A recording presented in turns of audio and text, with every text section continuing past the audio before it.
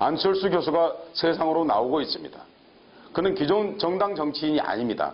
따라서 그가 걷는 행보와 내용은 기존 정당인과 같을 수가 없습니다. 만약에 그 행보가 기존 정치인과 같았다고 한다면 대중의 관심은 지금처럼 높지 않았을 것입니다.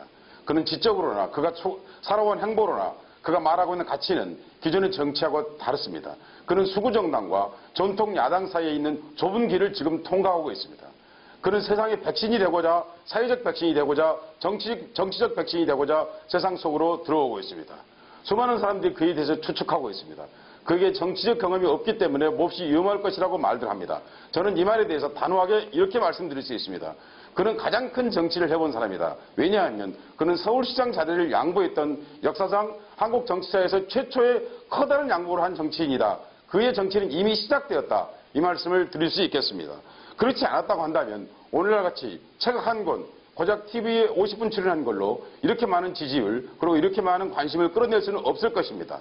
안철수 교수에게 제가 믿는 것은 두 가지입니다. 제가 몇 년 전 안철수 교수와 대담을 한 적이 있었는데 그런 이런 말을 한 적이 있습니다. 나는 1980년 강조 항쟁이 일어났을 때 부산으로 갈 것인가 강주로 갈 것인가 고민하고 하숙방을 나왔다. 그런데 나는 그만 부산에 있는 집으로 가고 말았다.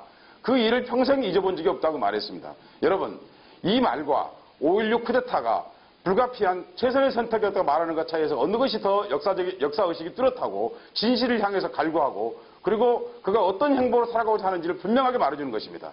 그는 그것이 V3를 수많은 사람들에게 무료로 나눠줄 수 있는 문화적, 역사적 근거라고 저에게 말한 적이 있었습니다. 안철수에게 꼭 하고 싶은 얘기는 한 가지가 더 있습니다.